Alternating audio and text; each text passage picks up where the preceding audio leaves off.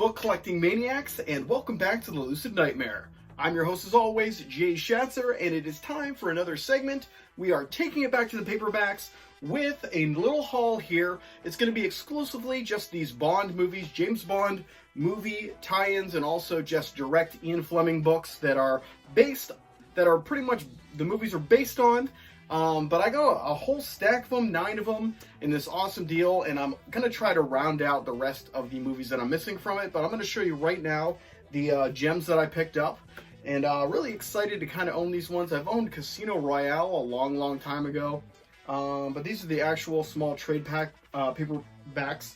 But let's start it off with an awesome cover to an alright movie, but I mean, I love all the James Bond movies. It is Diamonds Are Forever, and that one is just a sexy cover, but really awesome stuff, and yeah, pretty cool. This one is, I mean, it's pulling a lot from the movie, so it must have came out the time of the movie, but yeah, awesome stuff. Ian Fleming's Diamonds Are Forever. Love the artwork, and a lot of these ones, some of them have really cool artwork, some of them are a little so-so, but I'm not too picky or choosy, but it is nice to get one like this. Really cool stuff that pulls directly from the film that it is inspired from, or the other way around. The book is inspiring the movie and the artwork and all the greatness there, but awesome pickup there.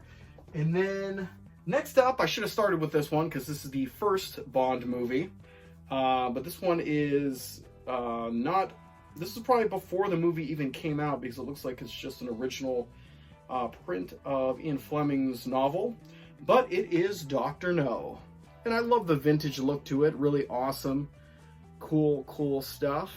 You got a little back with the write-up there, author himself.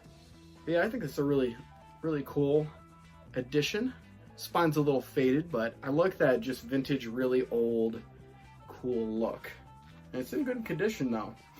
But yep, Dr. No. So I knocked off the first one. A whole bunch more to go. But let's go with a little more modern flavor. This one is Tomorrow Never Dies, Pierce Brosnan's effort in there, and I want to say it's his second or third attempt at the character. I can't remember. After GoldenEye, it blurs of what one comes next. But this one is, I mean, I love all the Bond movies, but I enjoy this one. I think Pierce Brosnan's an awesome Bond, but this is a novel by Raymond Benson, based upon the screenplay by Bruce Fierstein. So this is not an Ian Fleming novel. This is all a movie novelization of Pierce Brosnan's Tomorrow Never Dies. Cool stuff, decent cover. I do miss the retro style, but I mean, this is the more modern age in these ones, so this is as good as it's gonna get, I guess. But cool pickup. And then next is one of my favorite covers of all time, of any kind of Bond-related art. Just a really cool movie in general. I really love this one. It's more of kind of like a blaxploitation kind of flick as well. Roger Moore's fabulous in it. It is Live and Let Die, and this is the Ian Fleming's Live and Let Die. So this is the original novel that brought about the movie. But awesome artwork. I love that artwork so much. So cool. And like the story is really awesome too, with a lot of voodoo elements and just really badass. And what's her face? Oh god, I always forget her name. Quinn the Medicine Woman or whatever. Jane Seymour. Smoking in this movie. She's awesome. But she's awesome in general. Great lady. But great cover there for a little Roger Moore goodness. Well, let's go back into the more modern era with Pierce Brosnan again, and this is his first effort into the character of James Bond, GoldenEye. And bam, simple but sweet cover. Got Pierce Brosnan there. Got a little bit of the back. But this one is based on the screenplay by Michael France and Jeffrey Kane. I don't know, it's cut off here. But it's written by John Gardner. So another movie novelization. Cool stuff. And I'm looking forward to kind of diving into all these ones, because it's been a while since I actually dove into the Bond world. I've been more into the horror and sci-fi kind of stuff as of late. But I absolutely love every single Bond entry, even the latest one that came out that killed off the character. There was still a lot to love in there, but I'm scared shitless of what they're gonna do next because every modern movie is bull crap. So I don't want to think about it. But let's keep moving on to more positive stuff. We've got another Roger Moore classic.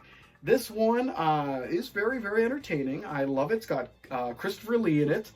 But this one is The Man with the Golden Gun. And this is the novel by Ian Fleming. But a cool little cover there. Just showing Bond and his chicks. And then they got some movie stills in the back, which is always nice. And that pretty cool stunt right there. But yeah, it's a fun... I mean, a lot of the Roger Moore ones are very fun and frivolous and, you know, more silly parts. But love it. Love all the Bonds, no matter who's playing them. But yeah, cool stuff. Well, let's move it on to the odd duck of the James Bond series. But it's one of my favorites. I love it.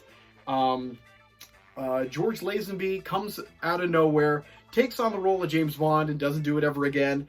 It's one of the most interesting and intriguing James Bond movies, on Her Majesty's Secret Service. And of course, if you're a huge fan of Bond, this is where he gets married and where a very tragic ending happens. Just showing a little bit of the emotional side of Bond.